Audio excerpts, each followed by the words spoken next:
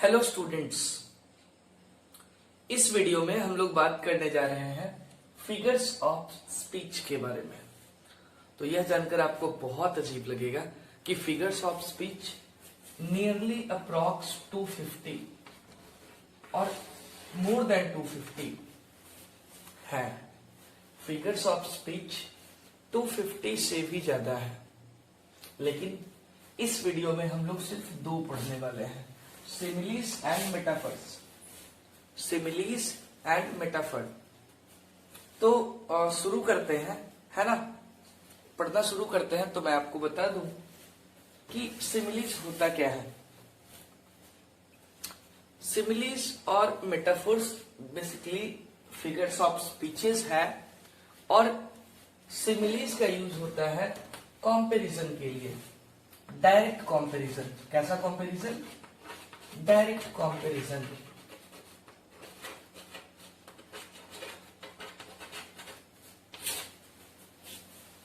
और मेटाफोर्स का यूज होता है इनडायरेक्ट कंपैरिजन।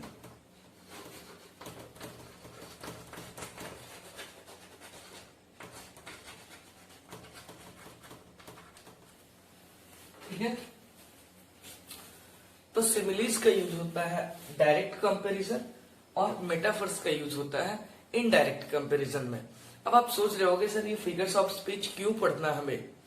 मैं आपको बता दूं, इंग्लिश लैंग्वेज को लिटरेचर, चाहे वो पोएम हो, ड्रामा हो, स्पीच हो, कुछ भी लिखा जा रहा है इंग्लिश में, तो उसका जो वर्ड्स का जो कनेक्शन है वो बेसिकली दिखाता है figure of speech, figures of speech. जैसे मैं आपको बता दूं, हिंदी में आप इसी को जानते हो अलंकार, इसी को आप जानते हो अलंकार के नाम से। ठीक है। तो वो हिंदी के टीचर आपको पढ़ाएंगे। अब ये इंग्लिश आप पढ़ रहे हो ना, तो इंग्लिश में मैं आपको सिमिलीज और मेटाफोर्स मैं बता दूं। सिमिली क्या होता है? Direct comparison. अब मैं कुछ एग्जांपल्स के थ्रू आपको एक्सप्लेन करने जा रहा हूं। ठीक है। तो एग्जांपल्स क्या हम लोग ले सकते हैं? मैं यहाँ पे कुछ एग्जांपल्स लिख रहा हूं। Ram is lion. सेकेंड,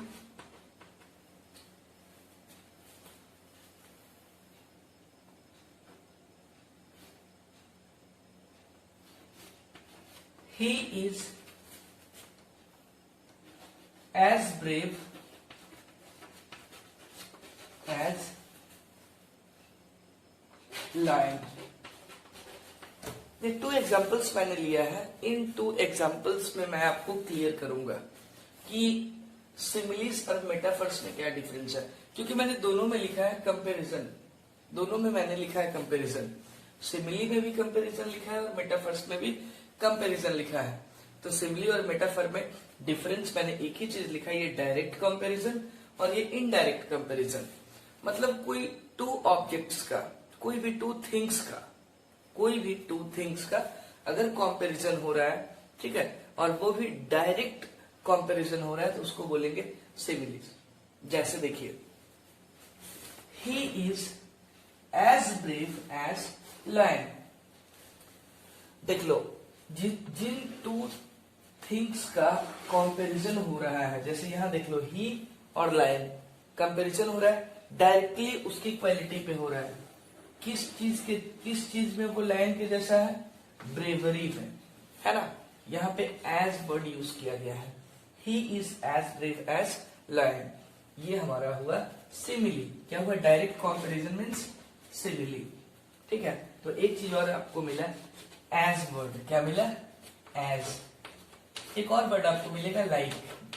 जैसे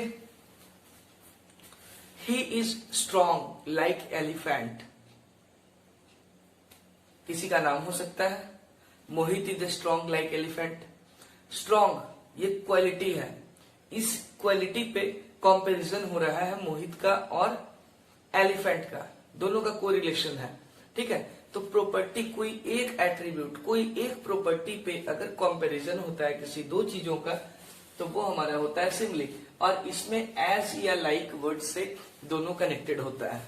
इनडायरेक्ट कंपैरिजन मेटाफर्स। ठीक है। मेटाफर्स में इनडायरेक्ट कंपैरिजन, जैसे देखो राम इज लायन, राम एक इंसान है, लायन मीन्स होता है क्या, शेर, है ना। बताओ राम शेर थोड़े ही है, नहीं ना। तो राम इज लायन क्यों लिखा है, क्योंकि राम का एक ऐसा क्वालिटी है जो शेर से मिलता है, और वो शेर और राम में कौन सा क्वालिटी होगा, ठीक है। दोनों में क्या क्वालिटी हो सकता है कॉमन, ब्रेवरी का। हमें पता है लायन ब्रेव होता है, राम भी वैसे ही ब्रेव होगा, इसलिए। जैसे और एग्जांपल ले सकते हैं, my sister is angel, my sister is angel, my sister is angel. Sister और एंजल, सिस्टर एंजल नहीं है लेकिन एंजल के जैसी है ना। और भी कह सकते हैं, जैसे he is Kalidas, he is Kalidas, we know Kalidas is one of the most prominent yes writer, but he has passed away, but we are telling someone that he is Kalidas, it means he is like Kalidas. Indirect comparison, metaphors. Clear है। Metaphors और similes अभी मुझे लगता है आपको clear हो गया होगा।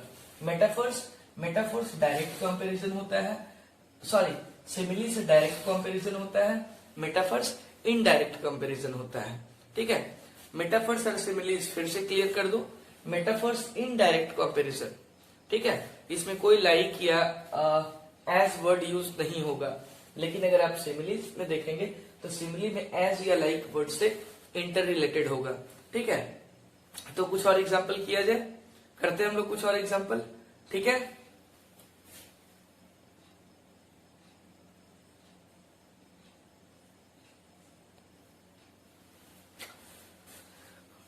तो मैं कुछ एग्जांपल्स आपके लिए लेकर आया हूं, ठीक है, ताकि आपका ज्यादा से ज्यादा क्लियर हो जाए, ठीक है। मेटाफोर्स एंड सिमिलीज, सिमिलीज में मैंने क्या बोला था, कंपैरिजन डायरेक्ट होगा, ठीक है। डायरेक्ट कंपैरिजन सिमिलीज में होगा, एज या लाइक यूज होगा। She swims like a fish, देखो लाइक वर्ड यूज हुआ ना, शी और फिश का रिलेशन है, ठीक है, वो मछली की तरह तैरती है। यहाँ पे फिगर ऑफ स्पीच क्या हो गया, सिमिली, क्या हो गया, simile. He is a walking dictionary. He dictionary, relation तो दिख रहा है लेकिन डायरेक्ट नहीं दिख रहा है, इनडायरेक्ट दिख रहा है। मतलब he is a walking dictionary का मतलब क्या हुआ, वो एक चलता फिरता डिक्शनरी है। डिक्शनरी में क्या होता है, शब्द का भंडार, हर एक चीज का मीनिंग उसमें दिया होता है। मतलब उसके पास भी सारे मीनिंग्स है जैसे जितने डिक्शनरी में मिलते हैं। इनडायरेक्ट रिलेशन, क्वालिटी तो दोनों में एक कॉमन है लेकिन indirectly, that is called metaphor. Her tears were a river flowing down her cheeks. Her tears were a river. River. आंसू और नदी, रिवर फ्लोइंग, ठीक है। हर टीयर्स, उसके आंसू और बहता हुआ नदी, दोनों में सिमिलर क्या होता है, पानी होता है ना। वैसे ही बोल रहा है, मतलब बहुत तेज, बहुत ज्यादा जोर से रो रही है, ऐसे रो रही है जैसे क्या नदी बह रहा है। मेटाफर, इनडायरेक्ट रिलेशन है ना, ना तो लाइक यूज हुआ है और ना ही एज यूज हुआ है। The park was a lake after the rain, बारिश होने के बाद पार्क लेक बन गया। लेक में क्या होता है, बहुत पानी होता है, पानी भरा होता है। पार्क में यूजुअली नहीं होता लेकिन बारिश के बाद हो चुका है। तो पार्क और लेक का रिलेशन क्या है, दोनों में वाटर भी फ्लो कर रहा है, मेटाफर। नेक्स्ट है, she is as beautiful as angel, वो इतनी ब्यूटीफुल है जितनी की एंजल होती है। एज वर्ड यूज हो गया है ना।